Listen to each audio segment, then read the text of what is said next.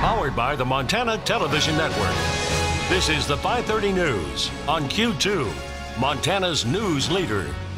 Good evening and thanks for joining us tonight. I'm Jay Cohn. And I'm Jeanelle Slade. Powerful storms rocked northeastern Montana overnight. High winds and hail leaving a trail of damage and destruction. In the town of Plentywood, much of the community still without power tonight, as even more storms are in the forecast. Now, the photos of the storm's damage, stunning to say the least. Q2's Samantha Harrelson has been following the story for us today and is here with us tonight to bring us the very latest. Sammy?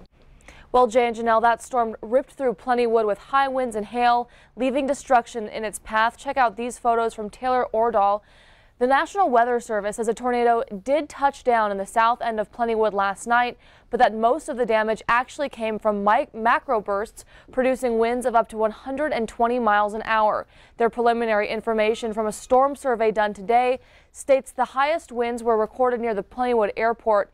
National Weather Service says 8 hangars were totally destroyed and 10 small airplanes were damaged or destroyed as well. In the town of Plentywood, winds hit from 80 to 100 miles an hour, uprooting trees, damaging homes and the county fairgrounds, as well as some nearby farmland.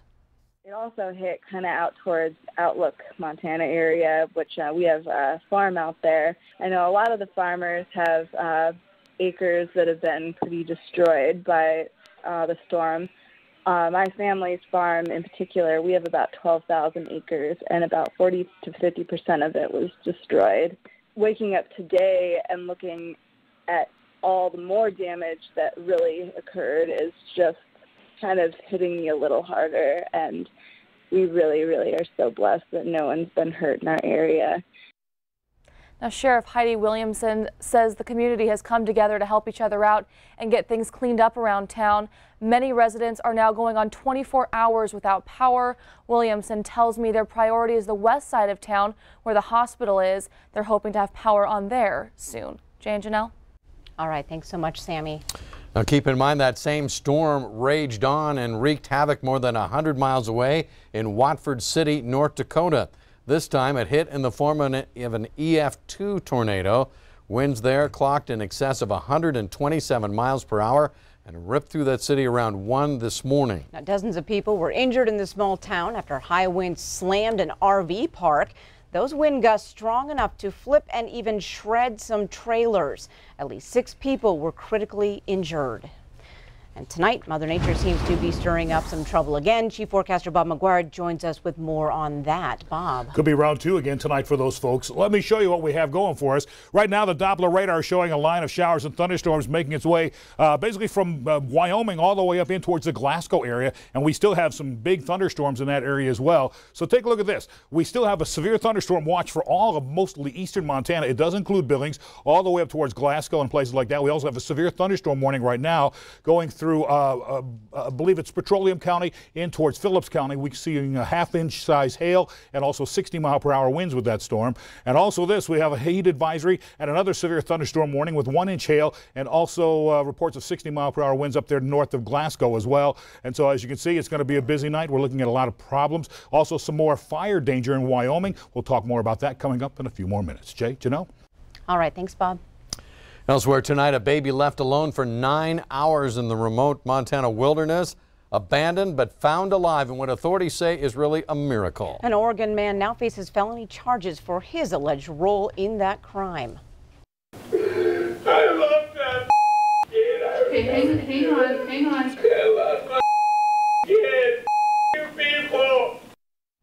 Obviously, a distraught Francis Crowley made his initial appearance in court today while crying and shouting obscenities, upset that he will never again see the child he abandoned. Now, officials say Crowley admitted he was on both methamphetamine and bath salts at the time he left the 5-month-old in the woods. He told police he was tired of carrying that baby boy.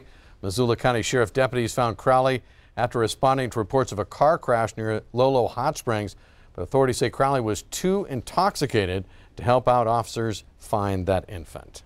For the first time, we are hearing from the first responders who found the baby boy. As MTN's Augusta McDonald reports now, one deputy told the media his fatherly instincts took over. It had been a long, exhausting night for Ross Jessup. Search crews desperate for leads hiked late into the night, coming across debris, footprints, but no baby. Jessup says he followed his gut, but prepared for the worst. And I just asked him, I said, Nick, will you be willing to walk up the mountain with me? And he's like, yeah, absolutely. We walked up a ways, about ready to the top of the crest of the hill, and we stopped, and I even blurted out to Nick several times, like, Nick, I'm so mad that this is happening. Like, I'm so mad that we're looking for a dead baby. But even after 9 hours, the faint cries coming from the mouth of this 5-month-old child prompted the officers to switch off their radios, look down, and see the infant lying face down under a pile of sticks. Police tactics, police trainings, they all went out. I saw this little tiny child. My father instincts kicked in, and I picked him up, scooped him up. We swallowed him in a down coat and a beanie hat, and I just held on to him. He says the baby was coughing and spit sticks out of its mouth. He was alert, but he just seemed comforted. He did. He peered into my eyes, and I peered into his eyes. I gave him kisses on the forehead, and I looked at him, and I couldn't thank the Lord Jesus enough. I was just so happy. The infant was taken to the hospital, where this photo was taken of its small hand clutching the finger of Captain Bill Burt, who says the baby wouldn't let go while it drank 3 containers of Pedialyte supplements. In Missoula, Augusta McDonald, MTN News.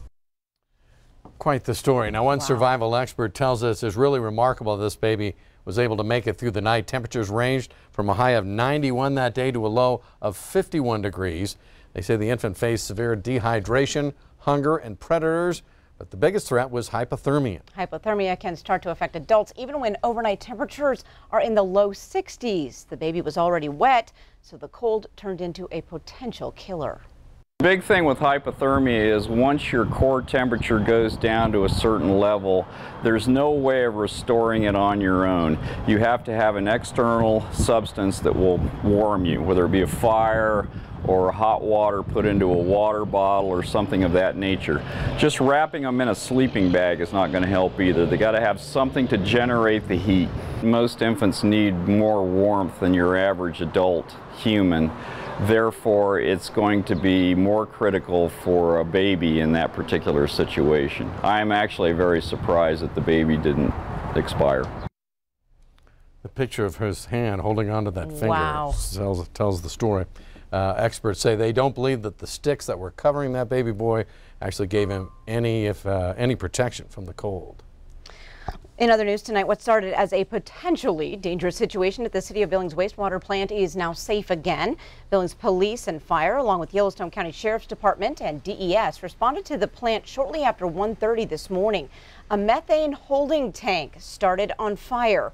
Now, Main Street and Bench Boulevard in the Heights were closed off while crews assessed and safely extinguished the flames. The ordeal lasting about 3 hours. The cause of that fire is now under investigation. Billings motorists who use the Zimmerman Trail to access the rims from the valley and vice versa, well, they need to make alternate plans for the next several months. Q2's Zoe Zandora shows us tonight what's in store for this popular roadway.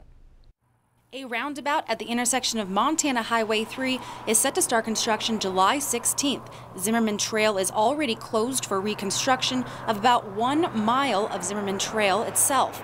These two projects combined are costing around $8.17 million. The Zimmerman Trail work will widen the existing road, improve drainage, add signs, and update the guardrail. Overall, the project aims to improve safety and mobility of the roadway and intersection and extend the useful life of the Zimmerman Trail. And when it comes to the reason for constructing the roundabout, the public information officer of the project, Becky Bay, says it's all about safety first. There has been an increase in crashes at this intersection over the last 2 years, and then also just to improve mobility. So they're anticipating increased traffic on Highway 3 over the next years, and roundabouts typically help with mobility. What we know about roundabouts just in general is that when they're installed, they tend to, this is just generically, reduce crashes by about 68%.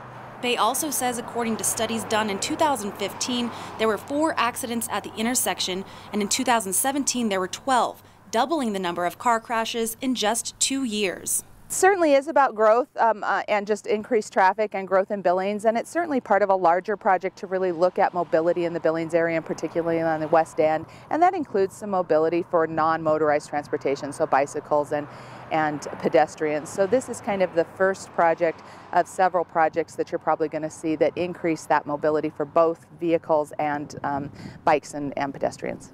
And I was told they're having people biking and walking still on the Zimmerman Trail while it's closed, but it's for your safety to not go anywhere near the trail while it's under construction until it's reopened in late fall. In Billings, Zoe Zandora, MTN News. All right, thanks so much, Zoe. Now, coming up on tonight's 5:30 News, those multivitamins you've been taking may be sending your money down the drain, literally. Find out why. And a bit later tonight in sports, Scott shows us how Q2's Athletes of the Week lit up Cowboy Christmas. You're watching MTN News with Jay Cohn and Jeanelle Slade. Storm Tracker weather with Bob McGuire and sports with Scott Green. This is the 5:30 News on Q2, Montana's news leader.